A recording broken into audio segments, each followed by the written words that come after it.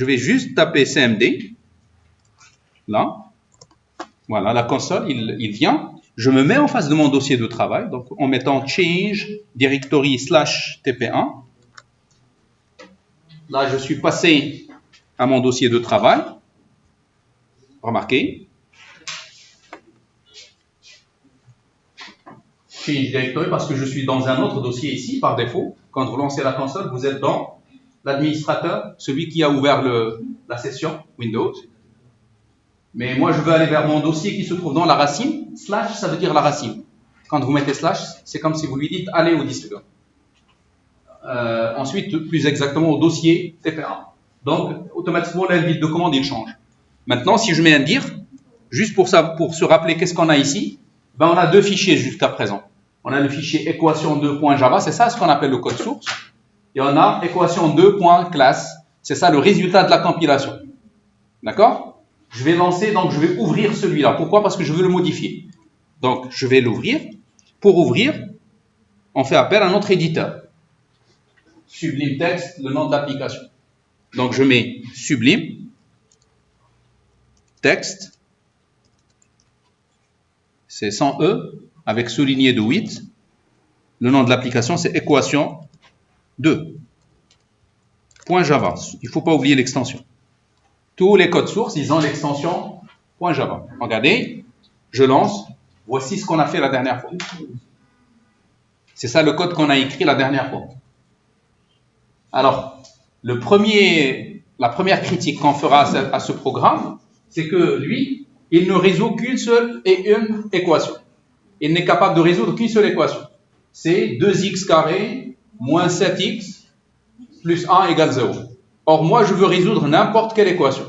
Donc, au lieu que mon programme impose le A, B et C, on n'a pas réalisé ces flèches. Parce que les flèches, ça veut dire quoi? Ça veut dire que les données viennent de l'extérieur. D'accord? Or, ici, c'est le programmeur qui a imposé les valeurs. Donc, ce n'est pas l'objectif. Et bien, justement, moi, je vais commencer par cet objectif, par l'exploitation des arguments. Parce que c'est grâce à ça que je vais pouvoir lire des données de chez l'utilisateur. D'accord? Toute donnée qui va être communiquée par l'utilisateur, je vais la trouver dans cette variable qui s'appelle args, celle-là. D'accord? Jusqu'à présent, on s'en est pas servi. Maintenant, le moment est venu pour l'utiliser. Alors, regardez, pour vous montrer comment l'utiliser, je peux effacer là. Qui peut me dire c'est quoi un tableau? Un tableau. Oui, une matrice est un tableau. Une matrice est un tableau. Liste de données. Oui, c'est une liste de données, mais un peu plus.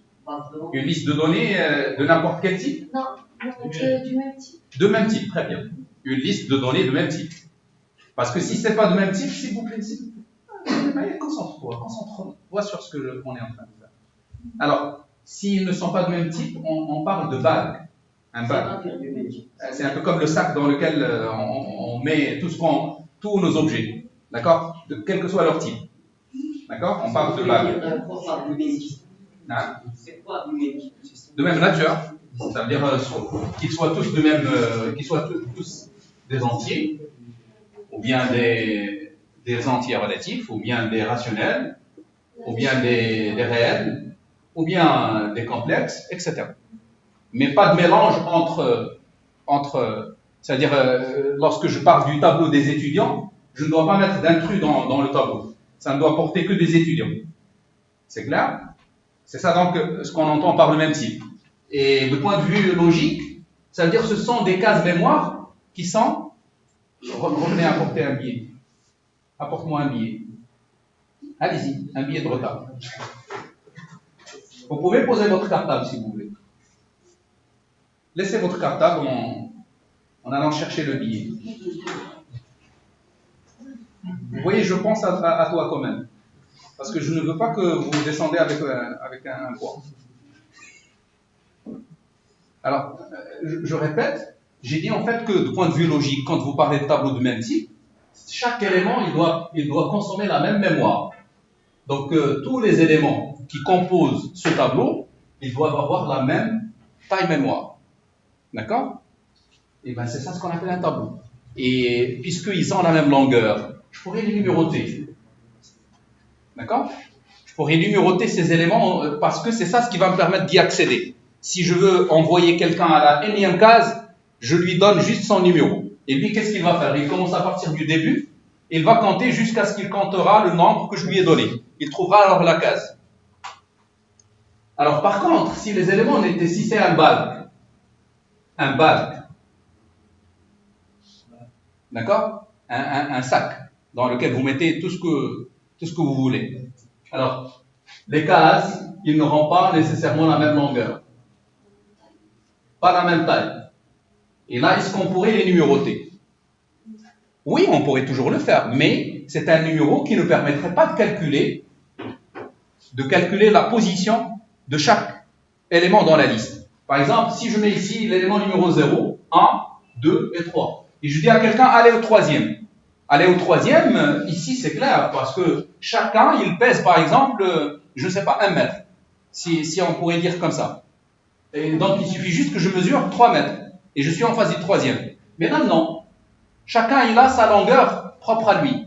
Donc je ne pourrais pas les numéroter. Je ne pourrais pas accéder en se basant sur les numéros. Vous voyez, donc c'est déjà plus compliqué à gérer que le tableau. Mais dans la réalité, on a souvent besoin à gérer des tableaux. Regardez, ici dans le monde réel où nous sommes, vous avez les étudiants, ils sont de même type, vous avez les tables de même type, les claviers de même type, les écrans de même type, etc. Donc dans le monde où nous vivons, facilement on pourrait donc trouver des collections d'objets de même type. Et par conséquent, donc, les tableaux sont vraiment fondamentaux au niveau de la programmation. Alors, comment est-ce que je représente un tableau? Votre camarade, il m'a dit une matrice. Un tableau, donc, ça peut être soit un vecteur, c'est ce qu'on appelle un tableau à une seule dimension, ou bien une matrice, un tableau à 2 dimensions, mais ça peut être aussi plus. Souvent, on parle de tenseur. Un tenseur. D'accord? Vous avez vu la notion de tenseur en maths et en mécanique des milieux continus. D'accord? Donc, ça veut dire que vous connaissez un peu cette notion, la notion de tenseur. C'est une généralisation de la notion de matrice. D'accord? Alors, le vecteur, c'est une seule dimension. On le modélise comme ça. Et ensuite, on a besoin d'un seul numéro pour numéroter. La matrice, c'est quelque chose qui ressemble à ça. Et par suite, on a besoin de 2 numéros pour numéroter. Pour aller à une cellule, il va falloir que je possède le numéro de la ligne et le numéro de la colonne. Pour un tenseur, si on généralise, eh ben, ça serait peut-être quelque chose qui ressemble à ça. D'accord? Bon.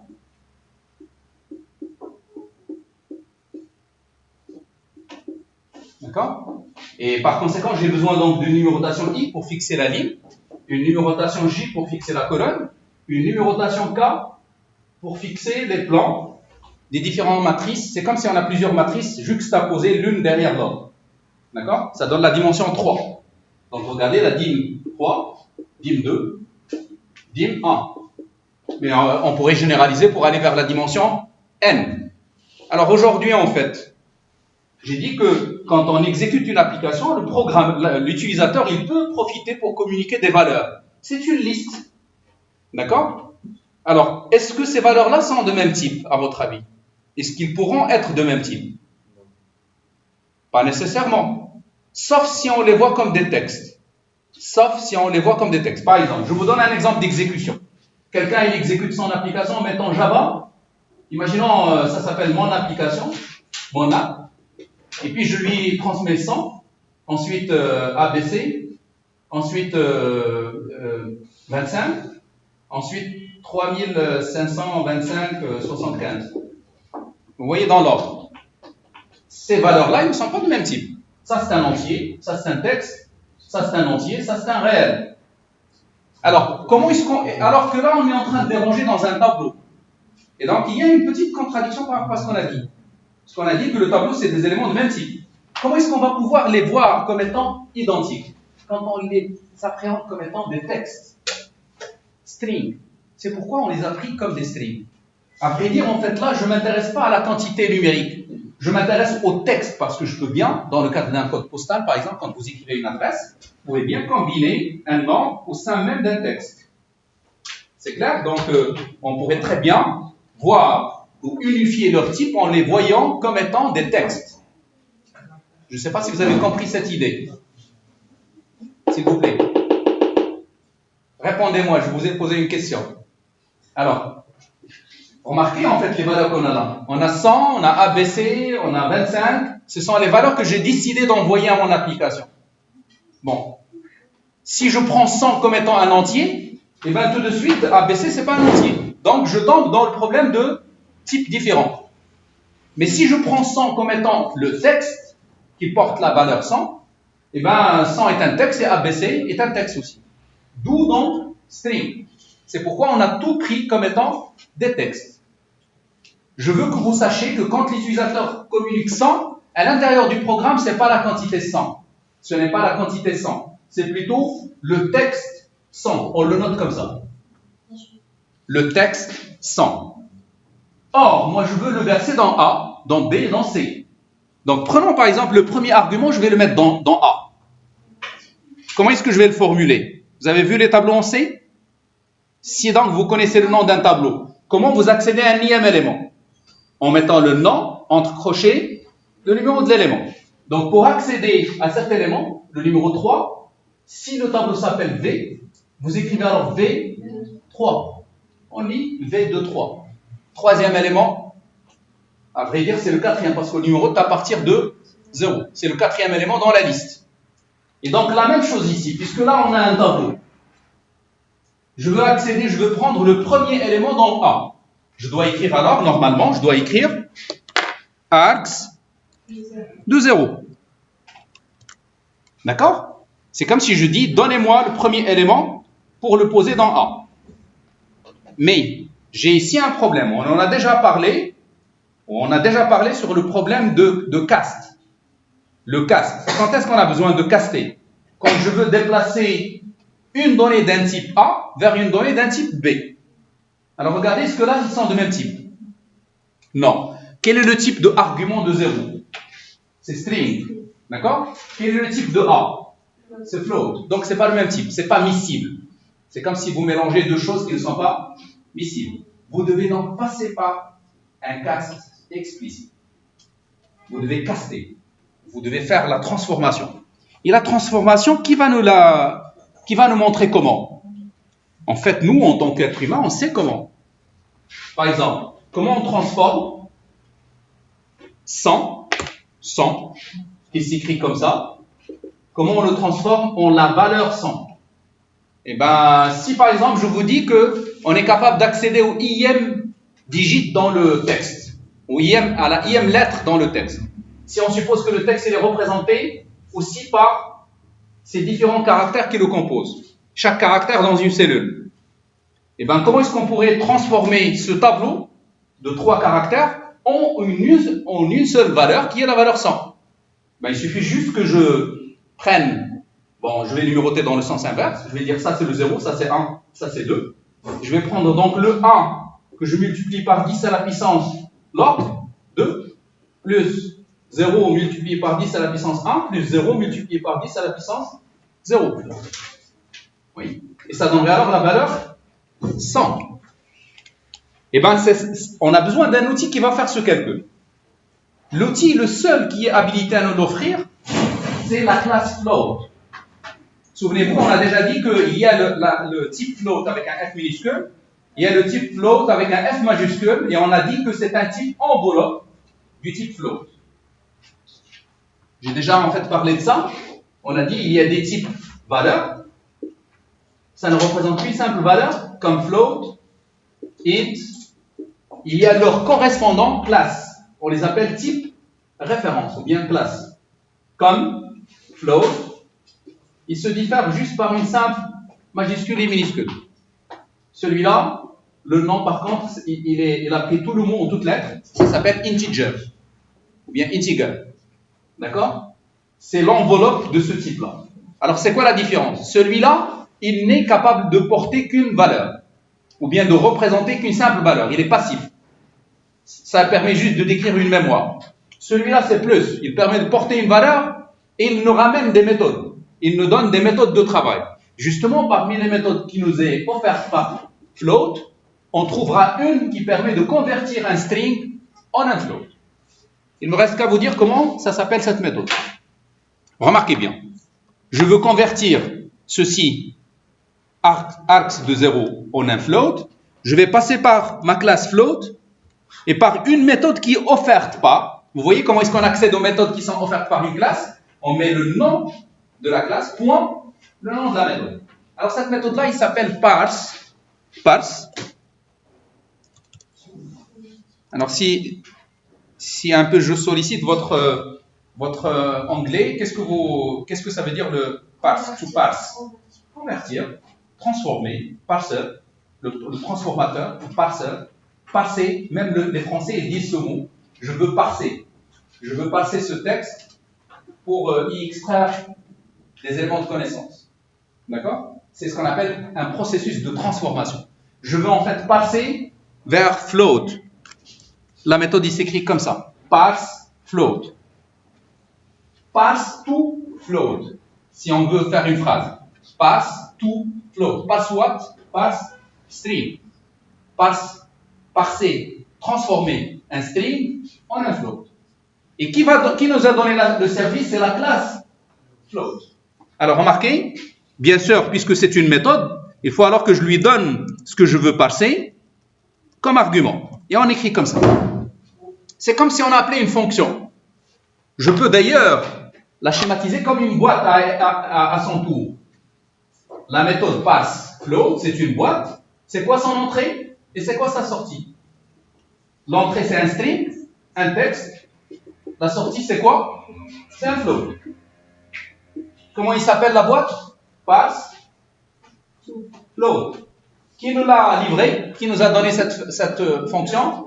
La classe float. C'est clair? Et vous voyez donc cette philosophie de programmation. C'est une programmation basée sur la notion de classe. D'ailleurs, quand on a voulu afficher, qu'est-ce qu'on a fait? On est passé par une classe. Système. Qui nous a offert quoi? Un objet. Qui lui-même nous a offert une méthode. D'accord? Alors, les classes, c'est quelque chose qui commence par une majuscule. D'accord? Les méthodes, elles, ils commencent toujours par une minuscule. Comme ça, on fait la distinction au niveau de notre lecture. Donc, voilà, j'ai donc récupéré le premier argument dans A. Je ferai la même chose pour le deuxième argument. Je vais juste copier-coller.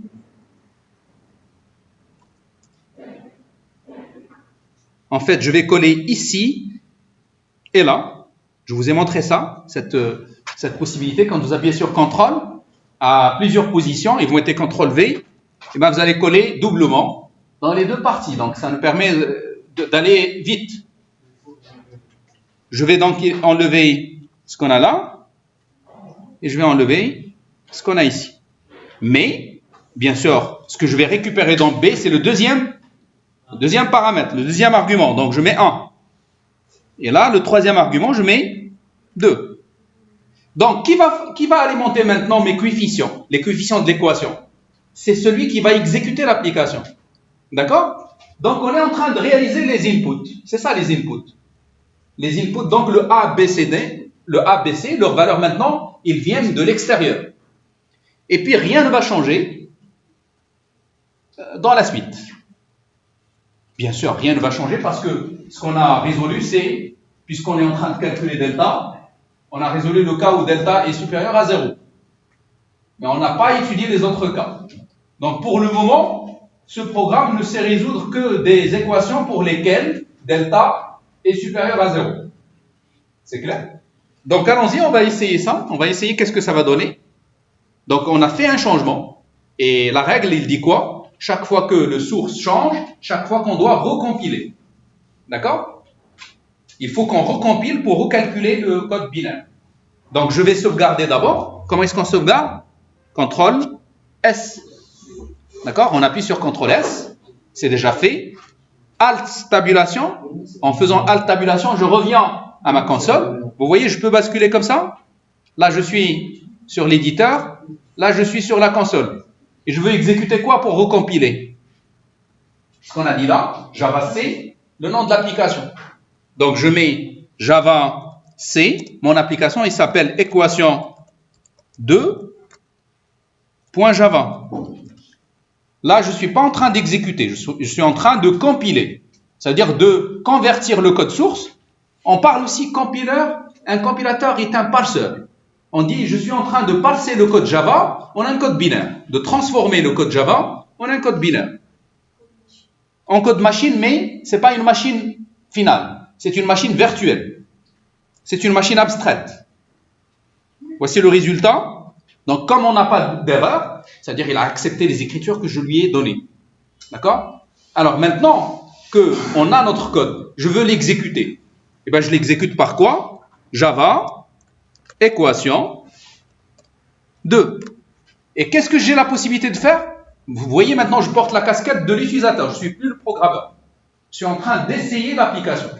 Donc, je me positionne en tant qu'utilisateur maintenant.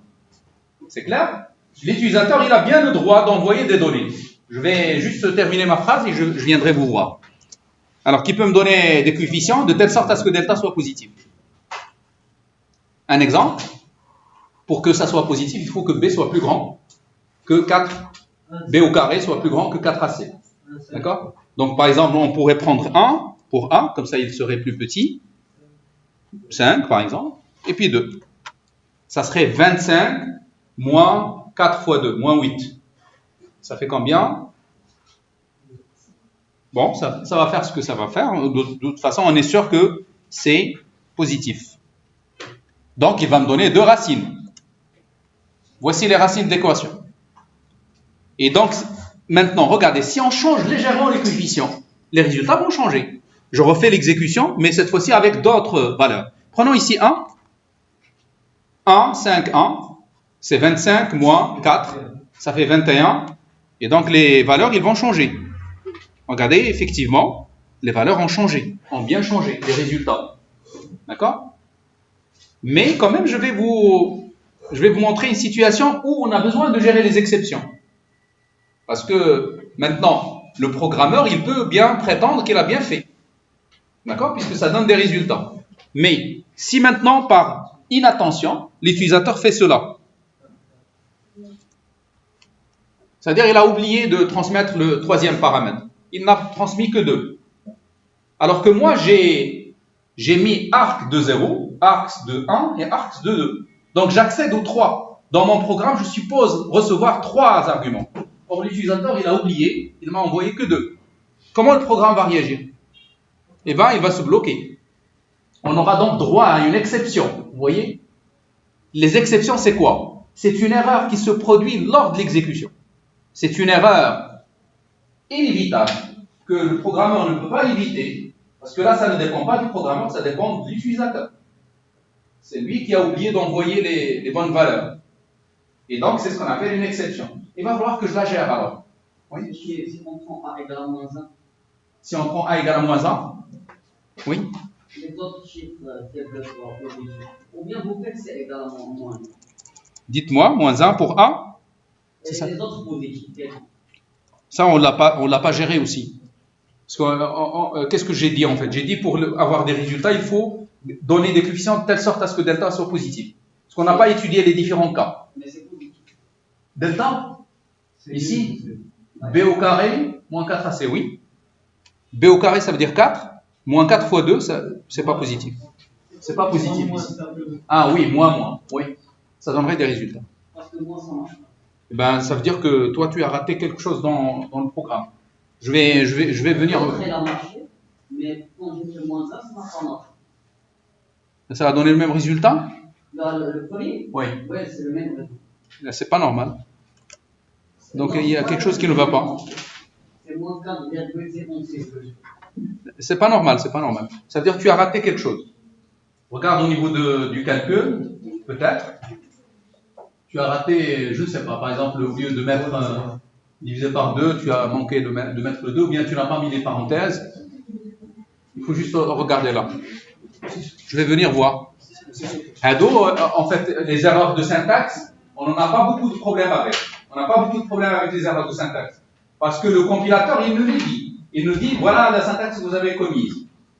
Mais les erreurs de logique, c'est quand vous compilez correctement et vous n'obtenez pas un bon résultat. Ça, c'est ce qu'on appelle les erreurs de logique. C'est plus difficile à régler. D'accord? Ça ne veut pas dire que c'est impossible, on pourrait toujours régler, mais il va falloir qu'on lise ton programme. Oui? Oui? Oui, je vais venir tout de suite. Voici le programme. Le programme, il n'est pas encore complet. Vous savez, en fait, au niveau de la programmation, qu'est-ce qu'on vous dit toujours lorsque vous achetez un logiciel? Vous achetez un logiciel version, comme ce qu'on a dit pour JDK. JDK, on a installé 11, il y en a qui ont installé 8, et après le 11, il y aurait le 12, et ainsi de suite. Parce que un logiciel, quand on le programme, il n'est jamais parfait. Jamais. D'accord? Il n'existe pas de logiciel parfait. Donc forcément, on fait un premier jet, et puis dans 6 mois, on donne quelque chose de mieux. Et ça continue comme ça. Donc ça, ce n'est qu'une version 0, ce qu'on vient de faire. C'est la version 0. Ça ne traite pas tous les cas. D'ailleurs, j'ai attiré votre attention à un premier problème quand l'utilisateur oublie de mettre plus que 2 paramètres. Quand il met soit moins que 3 paramètres, soit plus que 3 paramètres. Dans les 3 cas, on aura un problème. Ça marche? Alors maintenant, je vais arrêter l'enregistrement et je vais passer voir. Alors, j'ai attiré votre attention sur un problème. Lequel?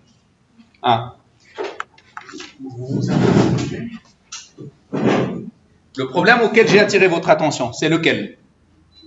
C'est le problème que l'utilisateur oublie, parce que là, on exige de l'utilisateur qu'il communique trois valeurs en ligne de commande.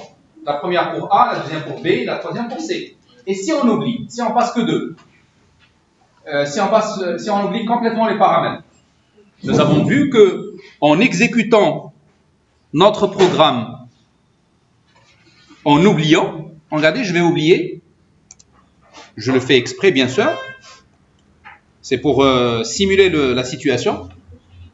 Regardez, en exécutant, j'obtiens ce qu'on appelle un message d'erreur. C'est ce qu'on appelle une exception. Il faut alors que je gère cette exception. Il faut bien que je la gère. Alors pour la gérer, il va falloir que je place tout le code susceptible de produire ce problème-là, tout code, toute action, tout bloc d'action susceptible de créer un problème de ce genre-là. Il faut alors l'encadrer par cette structure. C'est ce qu'on appelle une structure de gestion d'exception. La structure, il s'écrit syntaxiquement comme ça. Vous allez bien comprendre un peu son anglais. Try, essaye de faire. Une accolade ouvrante, une accolade fermante. Catch. Une accolade ouvrante, une accolade fermante. C'est comme si... Après la première accolade fermante. Après la première. Oui. Alors regardez bien. Laisse. Pour le moment, il ne faut pas aller vite. Alors ça, c'est le plan B, le plan A. Stratégie ou le plan A ou le plan B. Donc ça, c'est le plan A. Et si le plan A ne réussit pas, je passe au plan B. Les plans d'IANA, c'est les exécutions, c'est les tâches. Donc, au lieu de dire plan A, je dirais, c'est comme si on dit essaye le plan A, si jamais ça échoue, bascule vers le plan B. D'accord? C'est ça donc la signification, la sémantique de cette phrase. Essaye le plan A, et si jamais il y a quelque chose qui empêche de le faire, allez vers le plan B. Alors, essaye de faire le travail. C'est le travail que nous voulons faire en termes de résolution d'équations de second degré. Et si jamais il y a un imprévu de dernière minute, basculez vers le plan B. Alors le plan B, souvent, parce que c'est l'utilisateur qui serait responsable de cette situation. Quand il a oublié de soumettre les paramètres, c'est lui le responsable. Et donc je vais juste lui afficher un message en lui disant « Attention, vous n'avez pas respecté les paramètres. » Ça marche? Alors, remarquez bien, si on veut savoir c'est quoi le nom de l'exception, parce que toute exception, elle a un nom.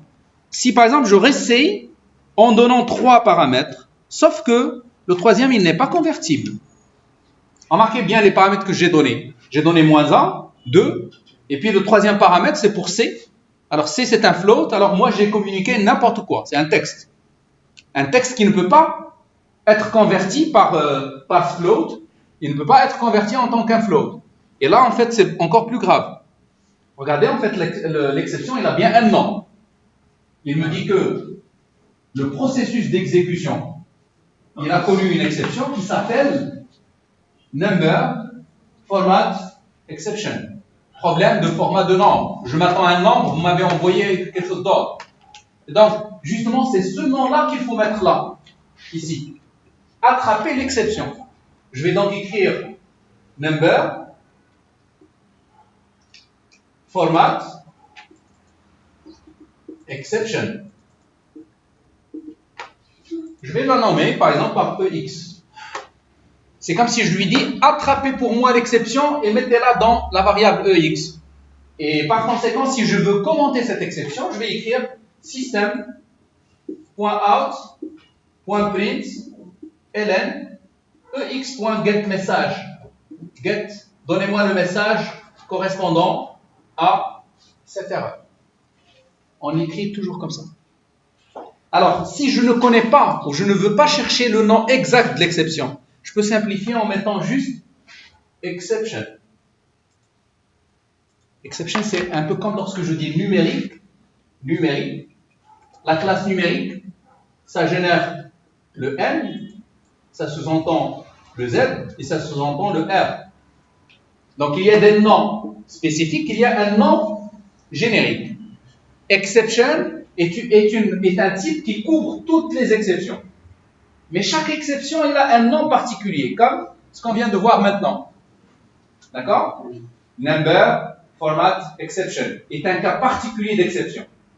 Et donc, si vous voulez mettre, juste pour simplifier, vous écrivez toujours exception, EX, et vous mettez EX.getMessage. Donnez-moi le message correspondant à l'erreur. On soumet ce message à l'utilisateur et lui, il va tout de suite comprendre qu'est-ce qui ne va pas. Il va donc refaire l'exécution en corrigeant l'erreur.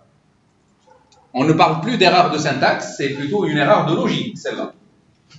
Là, voilà. Donc, ce qu'on va faire alors pour faire fonctionner ce mécanisme, je vais revenir à mon code et je vais donc, parce que qu'est-ce qui est susceptible de poser problème là?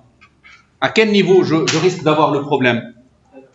C'est quand on va tenter de convertir, d'une part, ou bien si nous on s'attend à trois paramètres et l'utilisateur il n'a soumis que 2. C'est aussi une exception. Donc je vais capturer là, ce bloc-là. Mais le problème, si ce bloc ne marche pas, ceci ne fonctionnera pas non plus. Parce que c'est lui qui va donner les informations pour ça. Donc je prends tout le bloc, tout ce bloc-là, je le prends comme étant le plan A. Et le plan B, c'est uniquement avertir l'utilisateur en lui disant attention, ce que vous avez fait n'est pas bon. Donc je vais encadrer tout ça par essayer de faire ce travail. Try. Excuse-moi, je termine. Donc, après la fin, je mettrai une accolade fermante. C'est ça donc le bloc plan A. Ensuite, je mets catch. Attraper une exception. Il faut que je dise que je lui donne un nom. Il faut que je lui donne un type. Et lorsque je ne connais pas le type de l'exception, il y a plusieurs dizaines d'exceptions. Lorsque je ne connais pas le nom, je pourrais l'appréhender par le type générique de toute exception. C'est exception. Donc, je mets exception EX. Alors, regardez, comparez cette écriture à celle-là. Float A. On est en train de créer un objet qui s'appelle A, qui est de type float. La même chose ici. On est en train d'intercepter, d'attraper un objet qui s'appelle EX, qui est de type exception. D'accord? Sauf que là, c'est une classe. Et puisque c'est une classe, donc, qu'est-ce que nous offrent des classes? Qu'est-ce qu'ils nous offrent? Ils nous offrent des méthodes. Comme, par exemple, la classe float qui nous a offert passFloat. Alors, parmi les méthodes que exception nous offre, la méthode getMessage. Donnez-moi le message qui commente le problème. Et c'est ce que je vais donc choisir d'afficher dans le bloc B, dans le bloc plan B. C'est aussi un bloc que je dois mettre entre accolades. je vais écrire system.out.println ex.getMessage. Regardez, getMessage, il est composé en combien de noms? Get, donnez-moi, getMe, get, quoi? Message. Donc en 2 mots. Regardez, puisque c'est une méthode, ça commence toujours par une minuscule, mais chaque nouveau mot, une initiale majuscule. Donc regardez, en fait, en lisant, en regardant un peu toute ce qu'on a mis, on pourrait savoir qu'est-ce qui est classe, qu'est-ce qui est variable valeur, qu'est-ce qui est variable objet, et qu'est-ce qui est méthode. Si vous voulez, on pourrait les souligner. Regardez, je vais donc aller faire ce petit jeu avec vous. Remarquez, void est un type valeur. Float, un type valeur. Pourquoi? Il commence par minuscule. Ce n'est pas des classes. On les appelle des types valeurs. Alors, string, par contre, est un type classe. Float, avec un F majuscule, classe. Math, classe. System, classe. Exception, classe. Alors, les méthodes maintenant. Main est une méthode. Regardez, elle commence par minuscule. Parse float est une méthode. Po est une méthode. SQRT est une méthode. Println est une méthode. GetMessage est une autre. Mais, regardez, out. Out, il n'est pas une classe. Pourquoi? Parce qu'il ne commence pas par majuscule.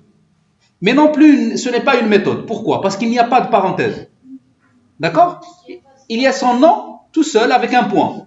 D'accord? Ça signifie que c'est un objet, celui-là. C'est un objet de type, un type classe donné.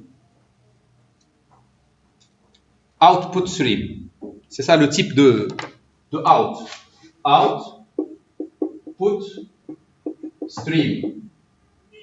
C'est une classe qui sait comment on communique avec l'écran.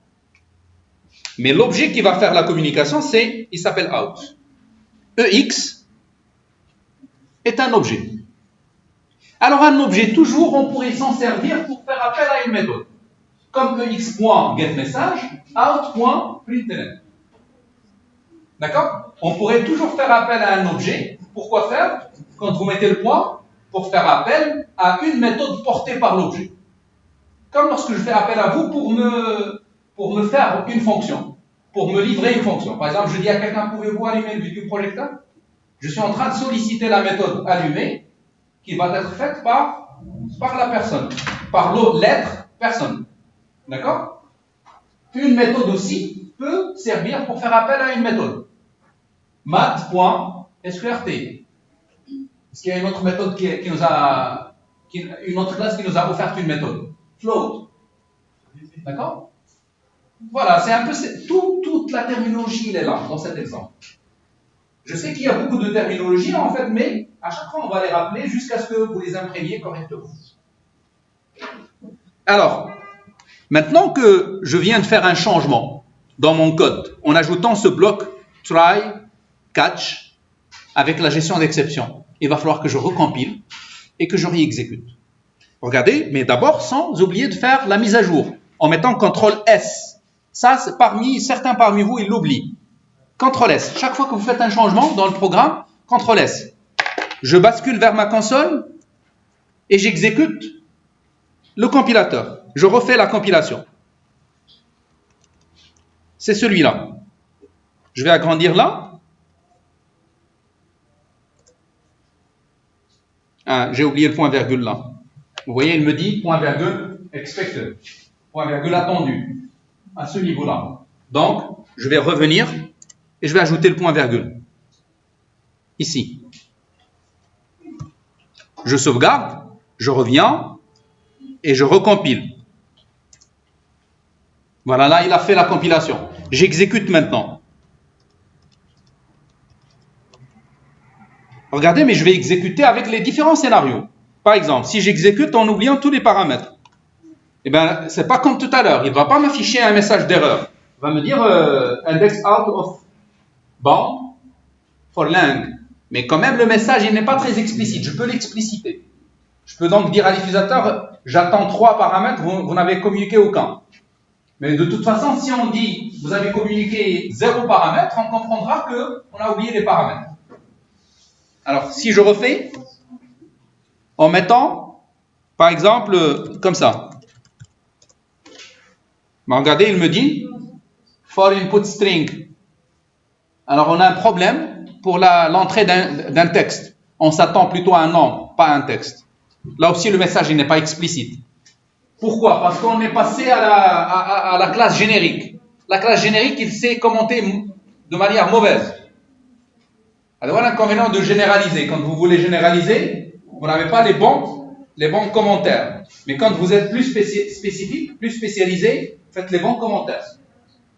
C'est clair, je suis un médecin généraliste, je ne peux pas tout commenter. Je commente quelque chose qui relève de mon domaine, mais tout le reste, j'envoie le patient chez le spécialiste. Parce que c'est lui qui va diagnostiquer et commenter correctement. C'est pourquoi donc, au lieu de travailler avec exception, il serait plus intéressant d'intercepter les autres exceptions. Number, format, exception. Celle-là, il va commenter mieux que exception. Mais si maintenant je donne quelque chose de bien, comme 1, 4, 3, ou bien 2, eh bien, j'obtiens les résultats correctement. Voilà. Donc, voici donc le petit avancement. Donc, je laisse tout le monde travailler sur ça, en ajoutant le bloc try-catch. Try-catch, donc, souvenez-vous. Try-catch. D'accord? Avec les deux blocs. La zone, le plan A avec des accolades, le plan B après le catch exception, avec aussi des accolades. Et puis, je vais passer donc voir ceux que je n'ai pas vus initialement. À commencer par vous. Oui. Pardon. Alors, donc vous êtes en train de compiler. Et là, qu'est-ce qu'il vous dit? Lang, attention, lang, c'est L minuscule. Alors, regardez, je vous ai en fait donné ça au tableau tout à l'heure, j'ai oublié. Je le fais tout de suite pour tout le monde. Alors, les conventions, il faut les prendre. Il faut les prendre, en fait, parce que toute la communauté de programmeurs, ils le respectent. Ils respectent ce que je vais vous donner là. Remarquez bien. Le nom d'un package. Je n'ai pas un package déjà. Package. Un bloc, un paquet de classes. C'est égal à un ensemble de classes et de sous-packages. Et de sous-package. Alors, je n'ai la convention relativement à un package. Son nom, c'est une minuscule. Minuscule. Toujours en minuscule. Donc, quand on a mis import java.lang, KLX import java.lang, L majuscule, ça passe pas. D'accord? Minuscule. L minuscule. Java est un package. C'est le grand paquet. C'est le grand paquet où sont rassemblées toutes les classes de Java. Ce paquet-là, il s'appelle Java. Mais à l'intérieur de ce paquet, il y a d'autres petits paquets. Comme lang, comme io, comme utile. Alors, on va les découvrir au fur et à mesure. D'accord? C'est comme si j'ai un domaine plus grand qui s'appelle Java, qui a été partagé en plusieurs petits sous-domaines, qui chacun il a un nom. Mais tous ces noms-là, c'est en minuscule. D'accord? Donc, je ne veux pas voir que quelqu'un il écrit un import avec des noms qui figurent au début, qui soient avec une majuscule. C'est la première convention. La deuxième convention, la classe. Je ne connais pas la classe. C'est quoi une classe? C'est un ensemble d'attributs plus un ensemble de méthodes. Je vais mettre S pour dire un ensemble, plus un ensemble de méthodes. D'accord? Alors, le nom maintenant. La première initiale de chaque mot, majuscule. Maj. Première lettre de chaque mot qui compose le nom de la classe, il faut qu'il soit en majuscule. Seulement la première. La première du premier mot, la première du deuxième mot, et ainsi de suite. Alors, un objet. C'est quoi un objet? C'est une concrétisation d'une classe. Une classe est la définition de ce que doit être un objet. c'est une production d'une classe. C'est la réalisation qu'on obtient en se servant d'une classe. La dernière fois, j'ai dit que la classe, c'est le moule. C'est le moule qui permet de produire quoi? Le gâteau. D'accord? Et on utilisera le même moule pour produire autant de gâteaux que je veux. D'accord? Donc, en d'autres termes, c'est le plan qui permet de construire des objets. La classe, c'est le plan qui permet de construire des objets. L'objet, c'est le résultat d'une construction. Donc, c'est un être porteur de quoi? De valeurs à travers ses attributs, des attributs tels qu'ils sont définis dans la classe, sur lesquels on peut exécuter, qui peut travailler, qui peut exécuter les méthodes. Les méthodes. En fait, on va revenir sur ça en détail, mais puisqu'on est en train de toucher sur les premiers exemples qu'on fait, en Java, on est déjà en train de toucher à ces notions-là. Donc, il serait toujours souhaitable d'avoir un premier aperçu sur ces éléments-là. Alors, au niveau convention, premier mot minuscule, et les autres mots, première lettre majuscule. Maj. Alors, le premier mot du nom d'un objet, c'est en minuscule, les autres mots, la première en majuscule, et ainsi de suite. D'accord? Retenons juste les conventions sur ces trois concepts. Le package, la classe et l'objet.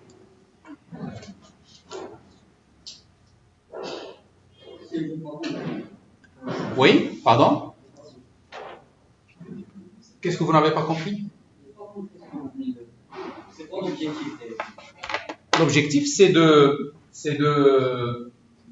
respecter des normes. C'est un peu comme lorsqu'on vous dit, vous voulez prendre ton permis de conduire, et on vous dit, attention, quand vous voyez ce panneau en rouge, ça signifie cela. Vous n'allez pas leur dire non. Qu'est-ce que ça signifie ça? Moi, je ne veux pas ça. Je veux faire une couleur jaune. En réalité, ce sont des conventions qui sont imposées par toute la communauté des programmeurs, et nous, on doit se plier à ces conventions. Et si on ne les respecte pas, on risque de brûler un stop. Et dans ce cas-là, ça peut être mortel. Bon, bien sûr, j'exagère, ici c'est la vie. Mais par contre, ici, c'est le mortel pour le programme. Le programme, il ne fonctionne pas.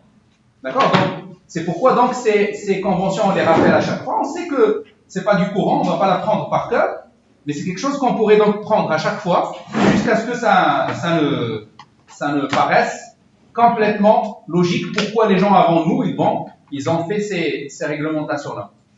Et donc la première réglementation, c'est par rapport à la notion de package. Un package, c'est un paquet dans lequel on ramasse nos objets. Vous voyez en fait, quand vous avez beaucoup d'objets, par exemple, on pourrait les mettre dans la poche quand on a 2 ou 3, mais quand on a maintenant une dizaine, ça ne peut plus tenir sur la poche, il va falloir qu'on prépare un conteneur qu'on appellerait un package. Si tu veux nommer ce package, tu ne dois pas mettre n'importe quel nom. Ça doit être tout en minuscule. D'accord? Maintenant, qu'est-ce qu'on trouve à l'intérieur du package? Si vous l'ouvrez, vous trouvez des classes. Les classes, c'est ce qui va nous permettre de créer des objets. Et quand on crée un objet issu d'une classe, on y trouvera des attributs et des méthodes. Alors, pour la classe, c'est un nom qui doit être avec une lettre initiale majuscule. Si jamais il est composé de plusieurs mots, chaque première lettre de chaque mot, il faut qu'il soit en majuscule.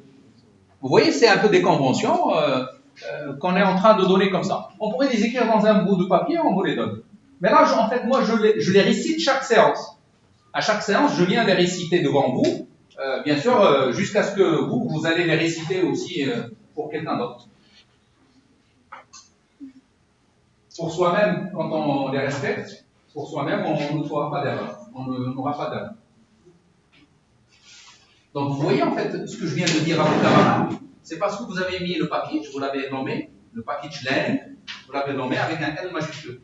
Donc, vous devez revenir là, et vous devez donc corriger. Ça marche. Ça marche. Alors, on va dire, puisqu'on est là maintenant, on lit pour voir quels sont les autres problèmes. Ça c'est bon, tout ça c'est bon, donc vous pouvez agrandir comme ça si tu veux. Appuie sur le bleu, sur quoi? Allez-y. Non, l'autre, ça va. Encore un petit bleu. Vas-y, encore une fois. Voilà. Comme ça, c'est plus lisible. Alors, float delta égale float compo. Ça, c'est bon. X1, X2, moins B. Tout ça, c'est bon. Système.out.println, ça marche. Ça, tout ça, c'est bon. Alors, ton programme, il est intact. Mais quand même, il faut le sauvegarder. Par CTRL S. Alors, mais attention, je pense qu'il n'est pas dans le bon dossier. Donc, ce qu'il faut faire, allez-y vers File, et mettez Save As. En mettant Save As, ça te donne une possibilité d'aller voir dans quel dossier il est maintenant. Regarde, il est dans Ordinateur, C, donc il est dans le bon dossier. Ça marche. Allez-y, on continue quand même. Là, il va me dire écraser, on va me dire oui, remplacer. Parfait.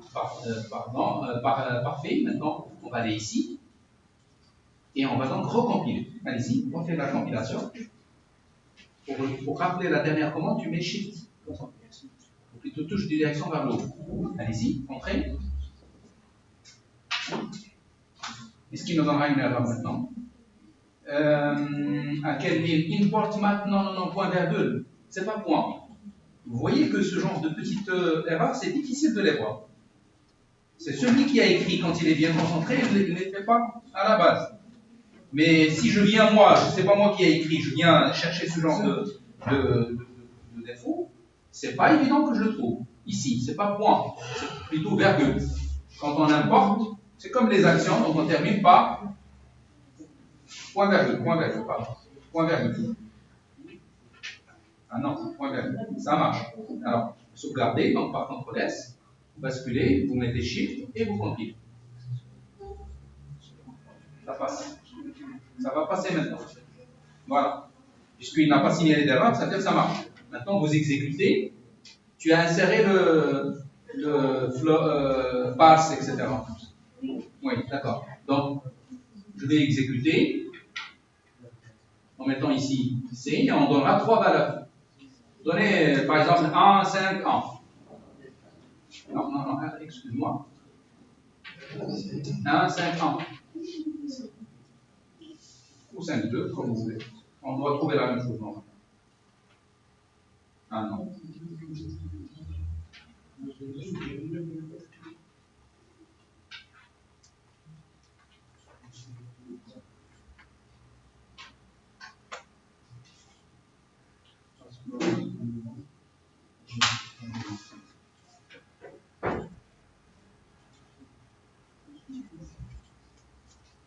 J'ai bien peur que tu as une machine virtuelle. Mais Java C version, Java C espace tiré. Non, on l'appelle souligné. Tiré. Non.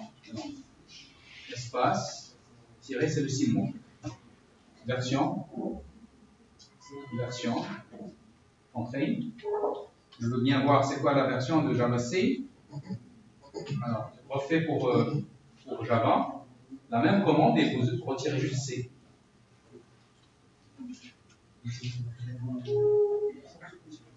Et là, c'est ça le problème. Regarde, le compilateur il est plus récent que l'exécutant. Celui qui exécute, il date de 1900, par exemple.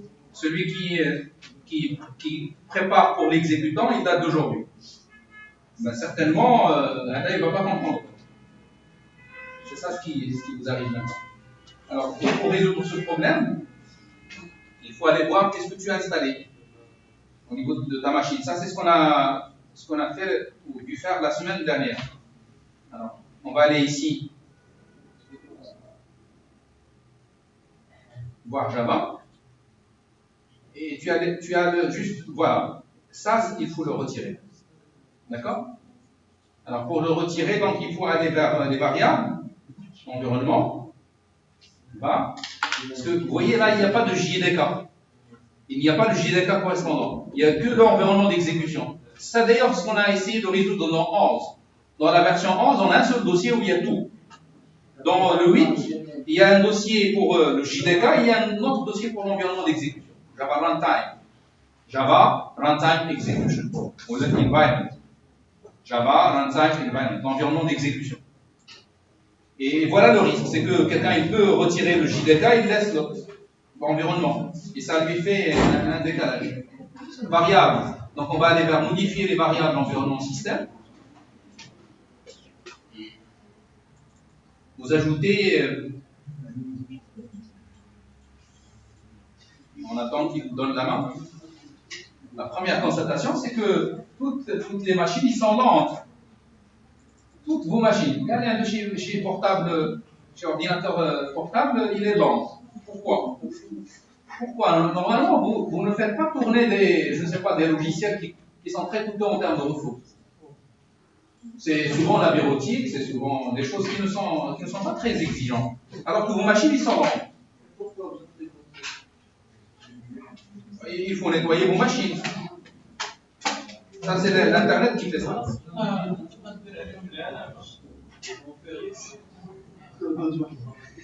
Alors, c'est encore difficile de voir. Si je veux voir, c'est ça dans ton patte. Là, on ne pourrait pas le voir.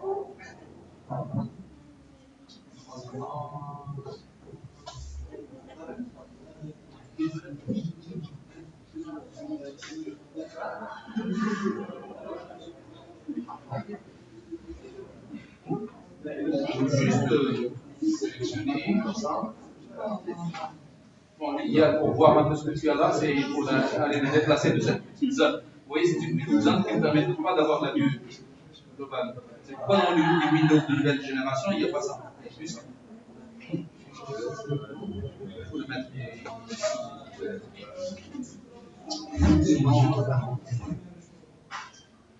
on va juste chercher pas ici. Non.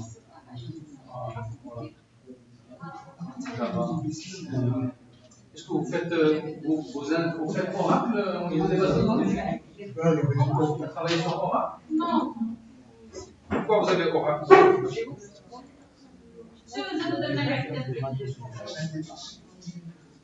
Vous allez le faire dans la suite. Tu vois quelqu'un dire le. Il est bien là, j'ai des là, mais je peux bien voir projeter chez GRE ici. Donc, pour le voir, c'est pas évident là non plus. Donc, ce que je vais faire, je vais venir là, je vais mettre un soit P. Et je vais taper Find, CTRL F, GRE, J, RE. Est-ce qu'il a trouvé quelque chose? JDK.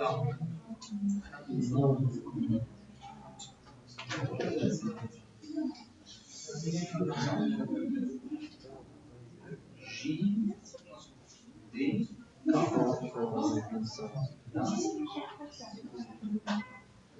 ce qui est passé de la France et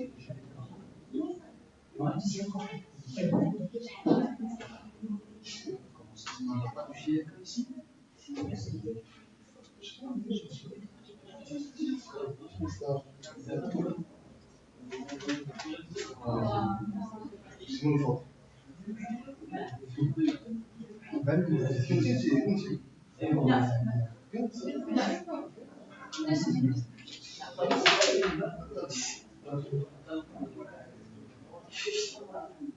savez que quand, par exemple, lorsque je vous ai demandé d'ajouter, le pack, c'est pour.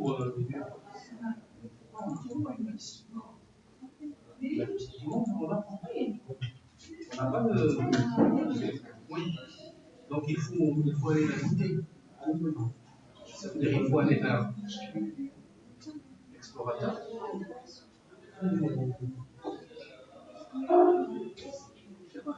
Programme. Java.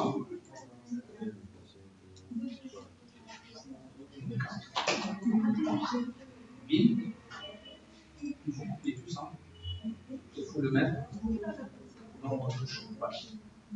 Pas toujours là. Je le mets tout au début. Ici. Je commence par mettre un point virgule pour ne pas l'oublier. Je bascule avant. Je mets CTRL. Je mets OK. Par la même occasion, je vais créer ici une variable modifiée ou ajout nouvelle que j'appellerai Java Room. Java Room. Et dans cette variable, je vais poser le même chemin, mais je m'arrêterai au GDK. C'est une autre variable qui renforce un peu les adresses pour Windows pour aller retrouver les bons outils. Ok. Ok. Voilà, c'est fait. Maintenant, il faut relancer cette input. Donc, je vais mettre exit et je vais relancer le input. CMD. Alors, je me mets en face de mon dossier de travail, donc c'est TP1. Et je vais lancer maintenant, je vais recompiler Java. Tout à l'heure, on a vu que ce n'était pas la même version, c'est bien ça? Alors, Java C-version.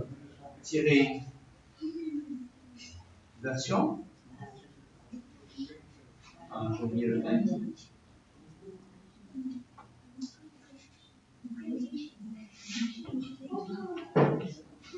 Ensuite, Java. Oui. Il faut absolument qu'il donne la même version. Voilà, maintenant c'est la même version. Vous voyez, ça marche maintenant. Je pourrais compiler par Java C équation de .java. D'accord? J'exécute. En éliminant l'extension et en éliminant le C, mais sans oublier de lui fournir des paramètres. On a dit 1, 5, 2. Voilà, là, il fait. Vous voyez? En fait, nous avons passé une heure et demie la semaine dernière pour faire ça. Mais c'est pas grave, je sais que ça va venir avec le temps. Est-ce que tout le monde a réussi de faire le bloc de gestion d'exception? Vous avez compris à quoi ça sert? Non. Plan A, plan B. Vous vous souvenez par plan A, plan B. Quand vous voulez vous voulez planifier un travail et vous avez un doute à ce qu'il ne réussisse pas. Vous dites, eh ben, je dois avoir une alternative. C'est donc essayer de faire le travail si jamais ça ne marche pas. Voici mon plan B. C'est donc try, travail, catch, problème, plan B. Try, plan A, catch, problème, plan B.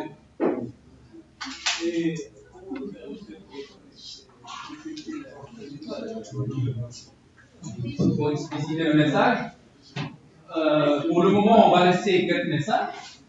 D'accord? Et par la suite, on verra. On ne veut pas compliquer de suite la situation. Qui, j'ai pas vu.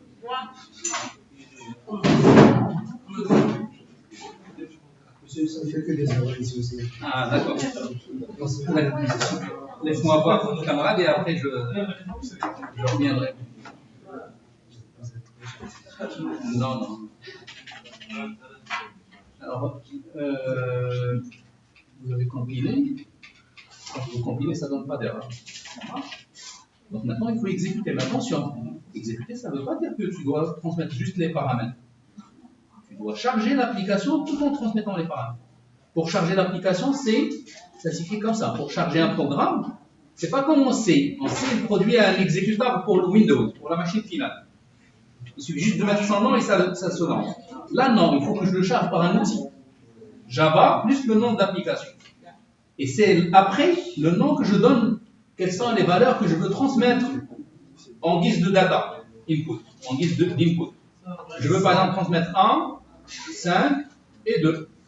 Répéter, voilà, corriger. Non, pour corriger, il faut se mettre avant.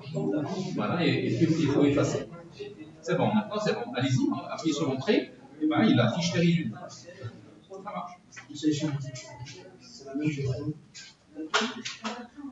Alors, on va voir. Java, 1, 5, 2. Bien sûr. Il faut retirer Java C. Ici, bien sûr, la combinaison a passé. Non, là, il vous dit il n'y a pas la classe. C'est-à-dire que tu n'as pas encore réussi à compiler. Ah non, ici. C'est-à-dire que quand tu compiles, il n'a pas encore réussi à compiler. Et pour compiler, il faut mettre .java. Il ne faut pas ne pas le mettre. C'est-à-dire si tu veux agrandir, tu fais comme ça.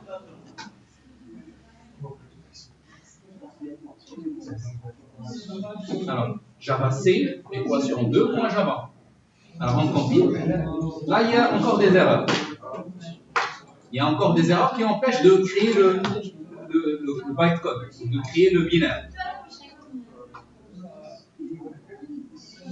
Alors, nous avons 5 erreurs. Lisons la première. La première erreur. Ben, tu as oublié l'opérateur, c'est 2 fois. Pourquoi le 2? C'est moins b sur 2. Donc il n'y a pas de 2. Ça c'est x2 égale. X2 égale, là aussi.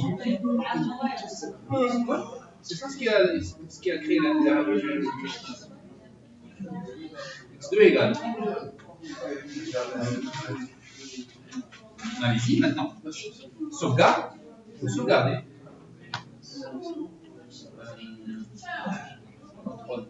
S. Je compile. Là, je pense que ça va passer. Non. Java.mat, c'est une classe. Donc, puisque c'est une classe, première, majuscule. Voilà. Corrige et ça va passer.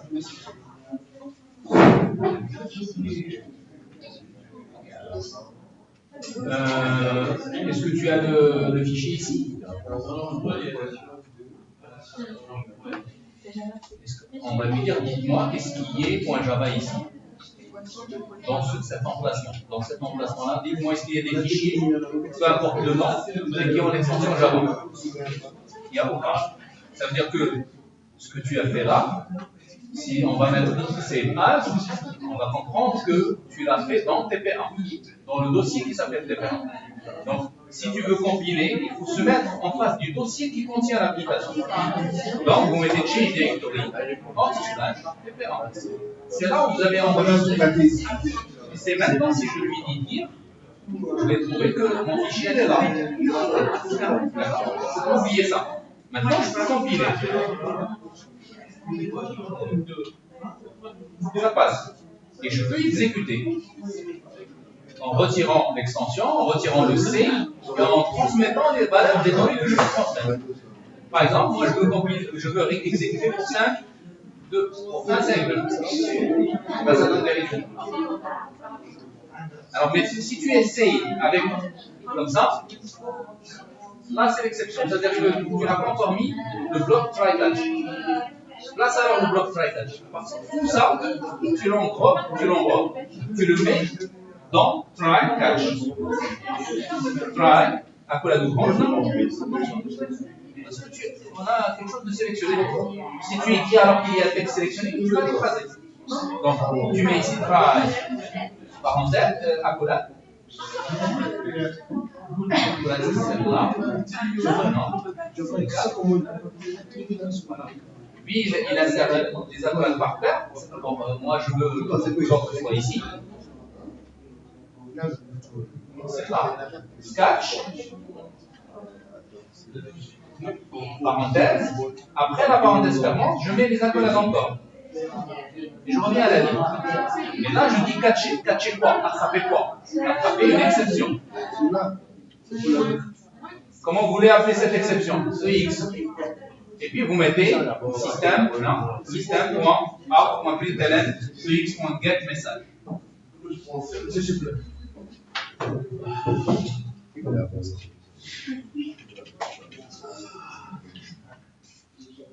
Alors, il me reste une demi-heure. On arrête à 17h30. On pourrait donc aller vers la suite. Je prononce le même arrangement de notre groupe. On est commence par les larmes.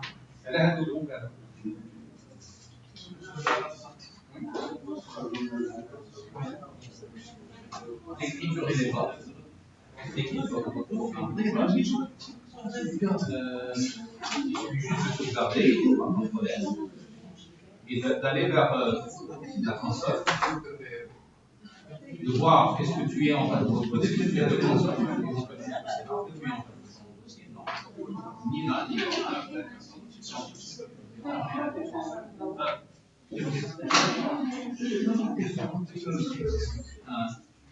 Alors, la première des choses, il faut vérifier où est-ce que tu es sauvegarde. En mettant Save As. Et lui, il va te dire, tu es dans quel dossier? Tu es dans TP1, dans C. Donc, on va revenir à la console. On va lui dire, changez notre dossier pour se mettre en face de TP1. Avec l'anti-slash, ça veut dire espace. Oui. Parce que le nom de la commande, c'est CD. D'accord? Les paramètres de la commande, c'est là où tu veux. Là où tu veux aller. Donc, quand on a l'ordre et les paramètres, on fait des exercices. Montrer. Ça marche. Donc maintenant, on est en train de trouver le formulaire. Comment?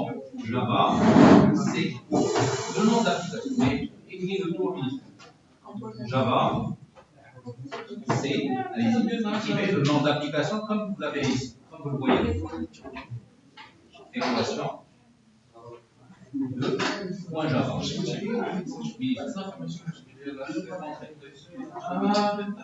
Alors là, on ne reconnaît pas Java C. Je ne sais pas, la semaine dernière, pourquoi est-ce que vous étiez ici? Pourquoi vous n'avez pas réagi en fait?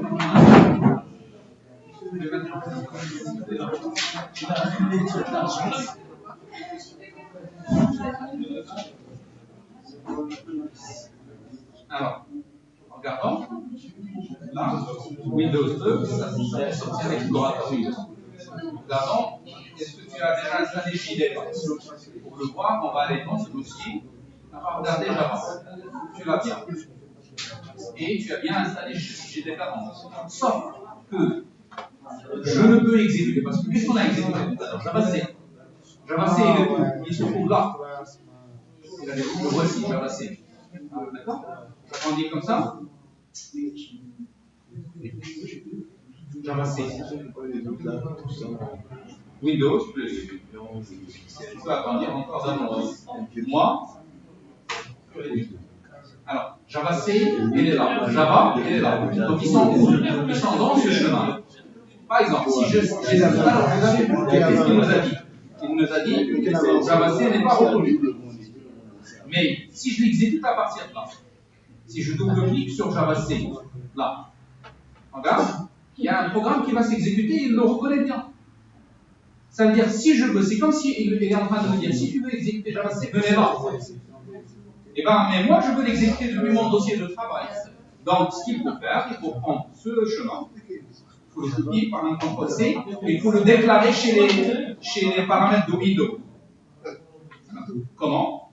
Vous cherchez, variable environnement. Parce que je veux les variables système.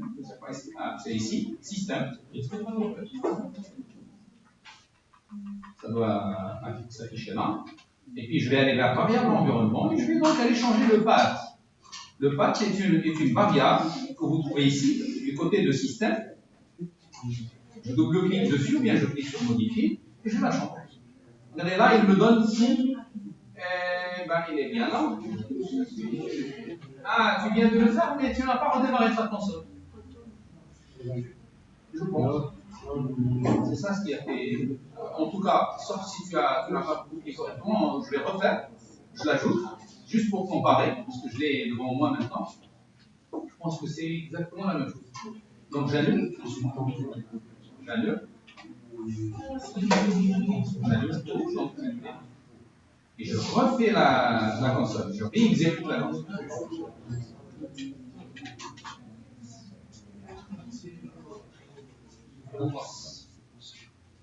Chercher, CMD.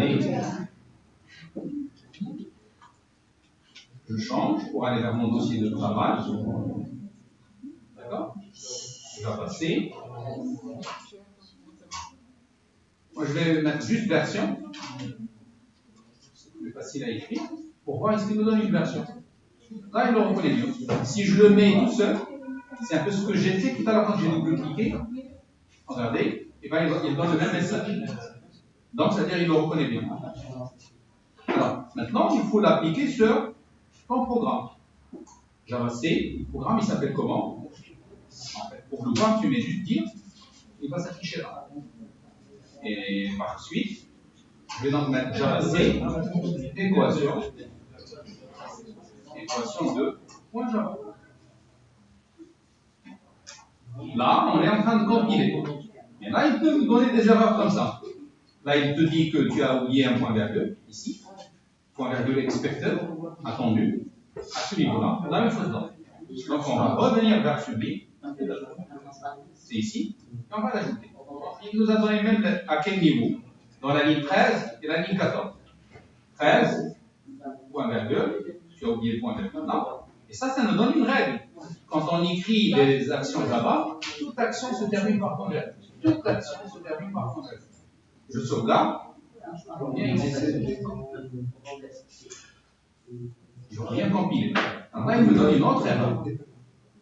Alors là, c'est le problème de l'incompatibilité de type entre float et date. Float et date. Regarde, c'est à ce niveau-là. X1, il est de quel type? Float.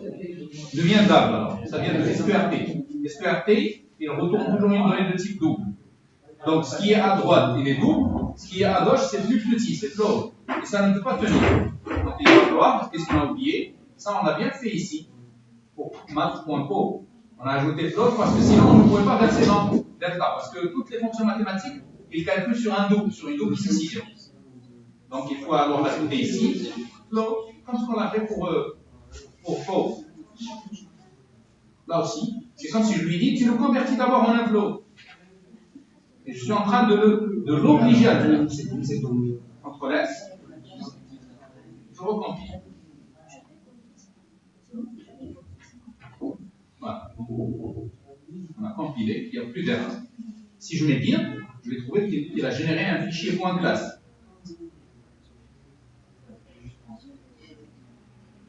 Je mets Shift pour rappeler les dernières commandes. Shift est bien entré. Shift d'abord pour fixer la commande, et puis entré pour la faire. Donc regardez, la dernière commande qu'on a faite, c'est celle-là, sur laquelle je vais juste enlever l'extension, plus le C, parce que je veux lancer l'autre qui charge à l'exécution. Celui-là, il charge ce programme à l'exécution.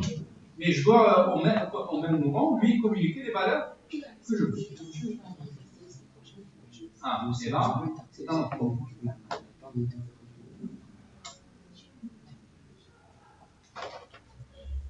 Avec un autre problème. Version Java version.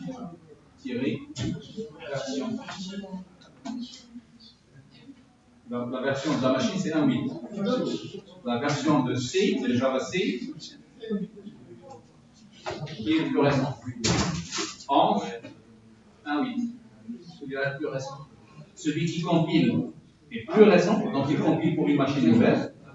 Et la machine que nous avons, qui va interpréter les anciennes. Mais JDK 11, il vient avec la machine. Là, on a déjà une machine avant, qui est un 8, qui a la main actuellement. Alors, qu'est-ce qu'il peut faire pour lui dire non, je ne veux pas cette machine? Il faut revenir encore aux variables environnement. Il faut ajouter une variable dans la section de travail ici, et une nouvelle variable. J'ai oublié de dire à tout le monde, parce que j'ai pas cru qu'il y a des machines virtuelles déjà installées sur vos machines. D'accord? Maintenant que c'est le cas pour certains, il faudrait absolument ajouter cette variable. Java Boom, on l'appelle Java Boom. Et il faut donc y mettre, je ne sais pas s'il est toujours là, oui, sauf qu'il faut s'arrêter plutôt à GDK. Alors, qu'est-ce que le home directory, le dossier de base de Java. Donc en faisant ça, on voit plus quelle délai Java version qui a une réponse. Ça dépend comment. La console de commande. Il a décidé Java-version. On attaque une réponse à laquelle on a la machine virtuelle. Le numéro de carte, quoi la version de la machine? Il attaque un 8, ça veut dire avec une machine, il y a un 8, c'est pas très loin, 2015 ou 2016. Ou avec 11, il y a des développements. Donc, elle est compilée comment? Elle est compilée une machine جديدة. كان نطلب ليه هي يتزيكوتا في ماشين قديمة ما يمكنش. هذا هو اللي وقع لنا certains parmi notamment. Se désinstaller ولا خصو يزيد واحد لا فاريابل اللي كتدينا حتى كيفينا شي فيرتوال. هذيك لا فاريابل تسميتها جافا. La dernière fois, je ne l'ai pas fait parce que j'ai supposé que tout le monde est en train d'installer pour la première fois. Donc, j'ai pas envie d'aller sur ce problème-là. Donc, je sauvegarde en mettant OK. Et je vais maintenant redémarrer la console encore une fois. Chaque fois qu'il y a une variable qui change, je viens de vous ajouter pour redémarrer la console. CMD. Mentionner la page dans le dossier de travail.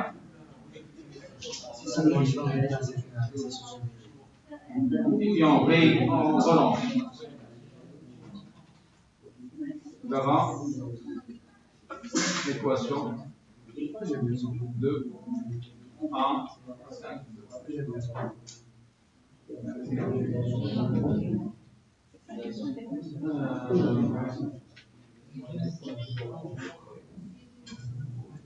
Ici le bac.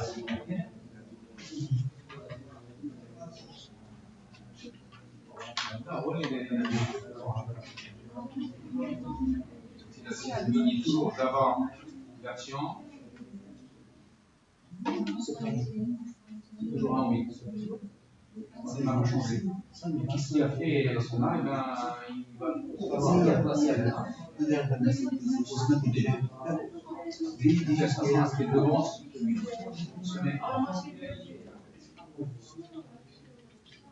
Est-ce qu'il y a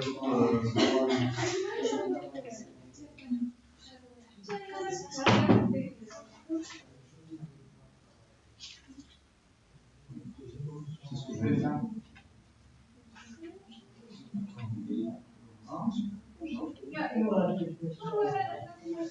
Variable.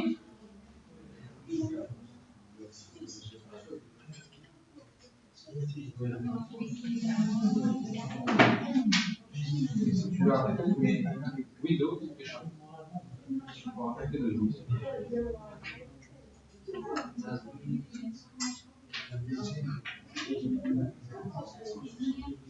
Ici. Alors, la base.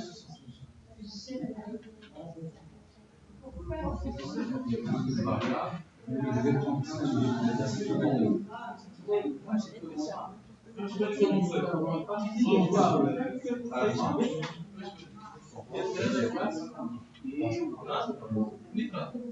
En le mettant vers le haut, je lui donne priorité.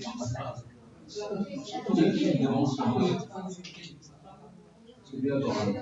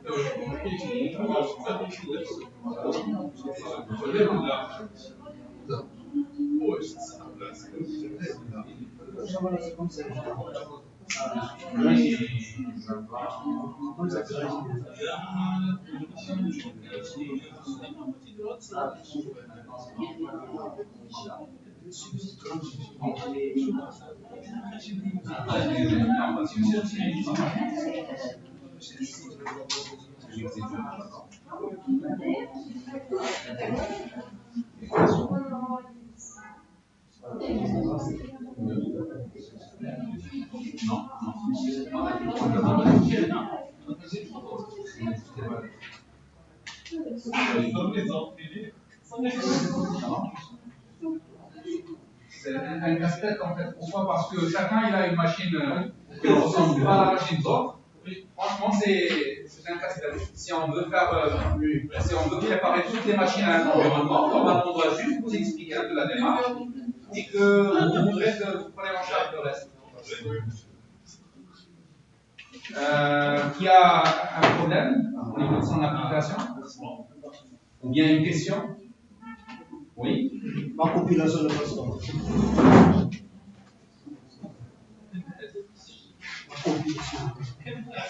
Je voulais en fait avancer un peu dans notre application parce qu'on a étudié juste un seul cas parmi quatre au niveau de la résolution de l'équation de second degré. Donc si on va à ce rythme-là, peut-être on a besoin de 4 séances pour terminer. Donc ce que je vous demande de faire, c'est que chacun en fait qui a sa machine maintenant avec un environnement qui est bien fait, vous essayez de faire des petits exercices. Alors n'importe quel tutoriel au niveau de YouTube, ça peut vous donner quelques petites applications que vous pouvez faire. Donc essayez de les suivre, et comme ça la semaine prochaine on vient un peu plus rodé, on ne fera plus les erreurs qu'on a fait aujourd'hui. Parce que sinon ça va pas passer.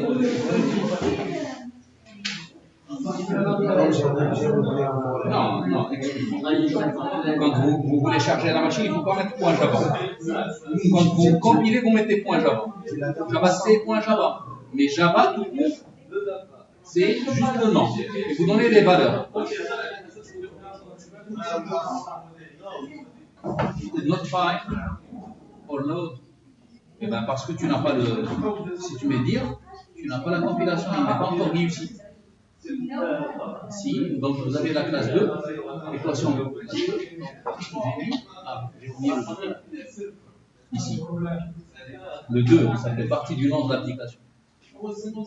Alors, could not find or load main class encore. Je vais supprimer ce fichier.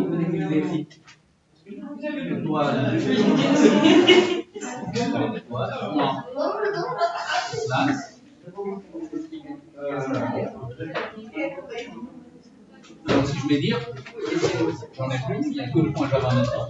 Je vais compiler comme ça passer.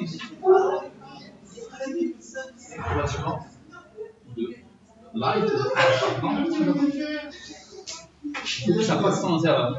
Alors si je mets bien maintenant, je dois trouver mon fichier classe, il est bien là. Je l'exécute.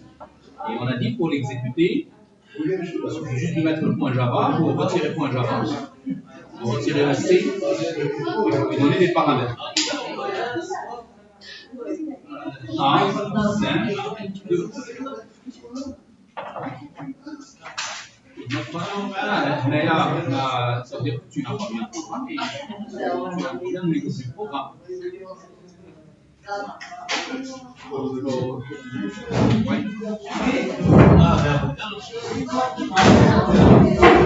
Attendez.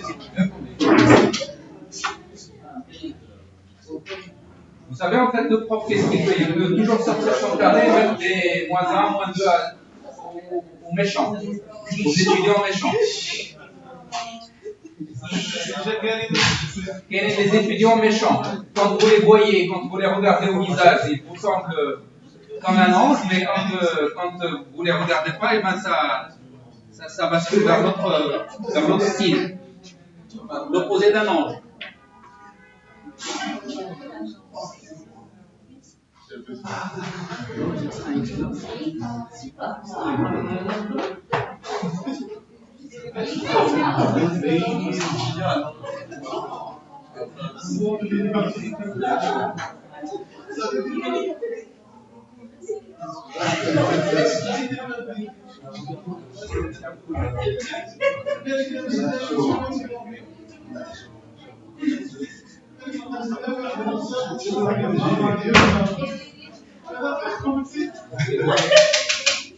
y a -1 quoi. -1. Et pour les -1, c'est -2. Le code de -2. Là, ça fait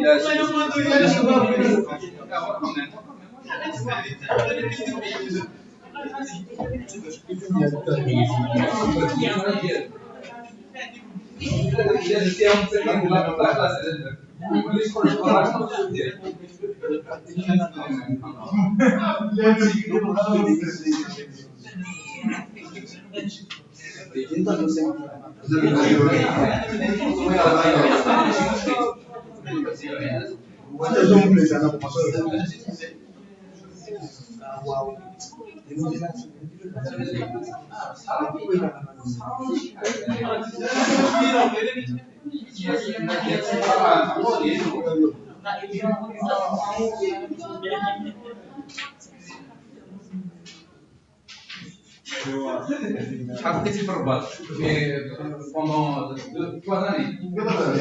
3 années, c'était suffisant pour. Ah, d'accord. Ce que je connais, sauf si mes connaissances sont.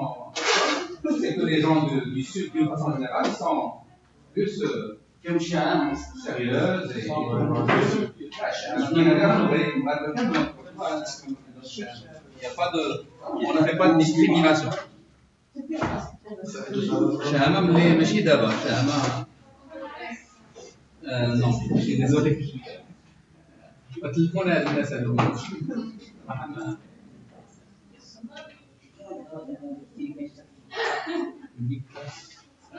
vous savez, je ne vois pas où se trouve l'erreur. Mais à première vue, en fait, on programme les chiffres des ventes. Exception, multiplication.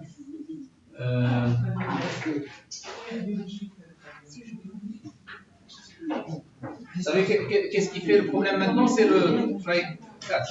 Parce que quand tu as installé un. Je vais dire qu'un boulot bien شبايش. هذه كان ربيع يعقد نشمة.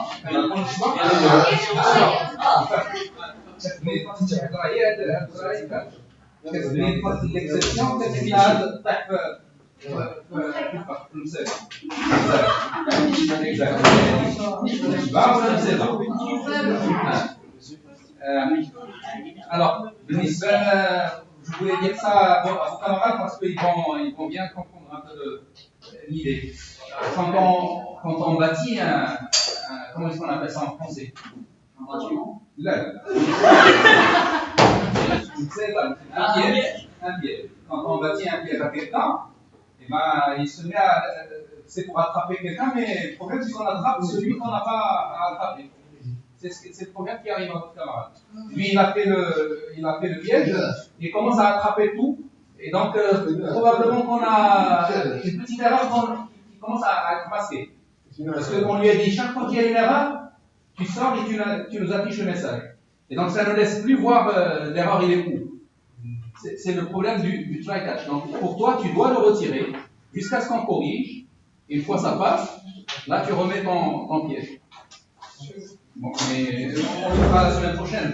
Parce que moi aussi, je n'arrive plus à voir.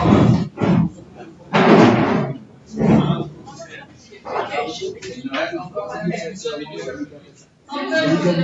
Alors, est-ce que vous avez des questions à poser aujourd'hui? C'est moi-même qu'est-ce qui laisse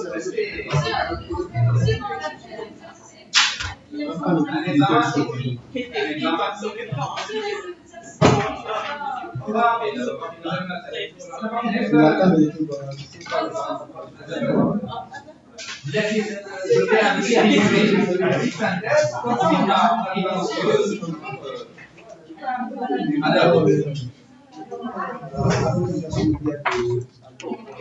alors, la synthèse, le résumé. Résumé comme ça en capitalise. Vous savez en fait c'est quoi le défaut des fois d'un étudiant?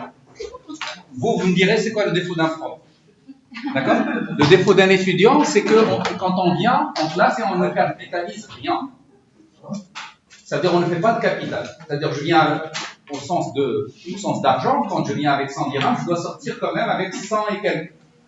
D'accord? Ça c'est en termes d'argent. Si bien sûr j'y vais au marché. Si je vais au marché avec un capital, il ne faut pas que je revienne avec le même. Il faut en fait qu'il soit au moins plus grand. On dira qu'on a gagné quelque chose. Ben, l'étudiant, c'est la même chose. L'étudiant, il faut qu'il capitalise aussi. Qu'il sorte en sentant que c'est mieux que quand il est venu. D'accord? Alors, le capital que nous avons fait aujourd'hui, c'est lequel? Le premier, c'est par rapport au syntaxe. Alors voilà, je rappelle les différentes syntaxes que vous devez savoir écrire. La première, c'est celle d'une classe. Ça s'écrit comme ça. Classe, le nom de votre classe, de la classe que vous voulez faire, accolade ouvrant, accolade fermant. Voici donc comment est-ce qu'on écrit une classe. Peu importe est-ce qu'elle est publique ou non. Mais nous avons toujours travaillé jusqu'à présent avec des classes publiques. Ça veut dire qu'on n'oublie pas de mettre ici public. Voici la première syntaxe. Deuxième syntaxe, c'est celle de la fonction main. On l'a toujours écrit par public, static, void, main, string, args. Accolade ouvrante, accolade fermante. Voici deuxième syntaxe. Alors celle-là, on la trouve à l'intérieur de celle-ci. Troisième syntaxe. C'est celle par laquelle on a terminé aujourd'hui. C'est celle du piège, en fait, qu'il faut tendre aux exceptions. On tend un piège, pas pour les humains, c'est pour capturer des exceptions. Donc la notion d'exception. Pour capturer une exception, il faut alors écrire try, accolade ouvrante, accolade fermante, catch, accolade ouvrante, accolade fermante. Et ça serait alors une troisième syntaxe. Mais qu'est-ce qu'on met dans le catch? On met exception EX. Qu'est-ce qu'on met ici? Le travail plan A. La tâche plan A. Ici, on met la tâche plan B. Alors, qu'est-ce qu'on a vu encore? Ça, c'est pas relatif à la syntaxe, mais c'est relatif à la conversion. Remarquez bien, donc je vais mettre 4. Concernant les castes, sachez bien qu'il y a deux types de castes. Il y a le caste implicite, quand on a mis par exemple racine x1 égale plus x1. Ça, c'est de type float, et ça, c'est de type string. Et on n'a pas fait de conversion. On a demandé de calculer une chaîne plus grande en convertissant x1 vers la chaîne, vers le type du premier membre de l'addition. Parce que quand vous mettez une addition, a plus b, cela suppose que le a et le b soient de même type. Mais si par exemple a est de type int et b est de type float, on calculera dans le type le plus fort. D'accord? C'est dans float.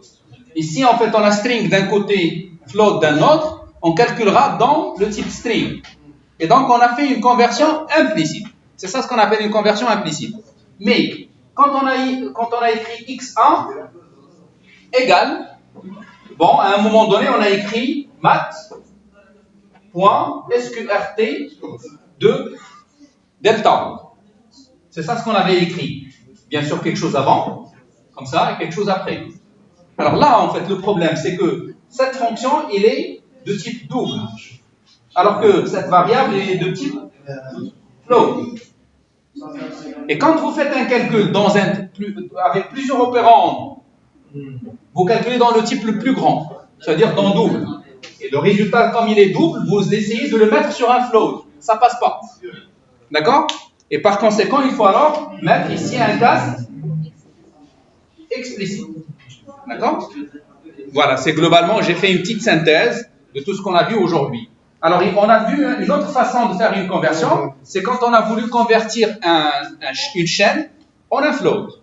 Comment est-ce qu'on a fait? On est passé par la fonction parseFloat qui nous est offerte par la classe float. Donc, ça c'est un cinquième point. Pour passer des floats, en fait, pour passer des strings, on a un float, vous écrivez comme ça. Float.parseFloat.s. Voilà, donc j'ai résumé un peu tout ce que je dois vous faire passer. À qui voudra le prendre? Pour les autres, c'est le problème. Voilà, c'est l'heure d'arrêter. Oui,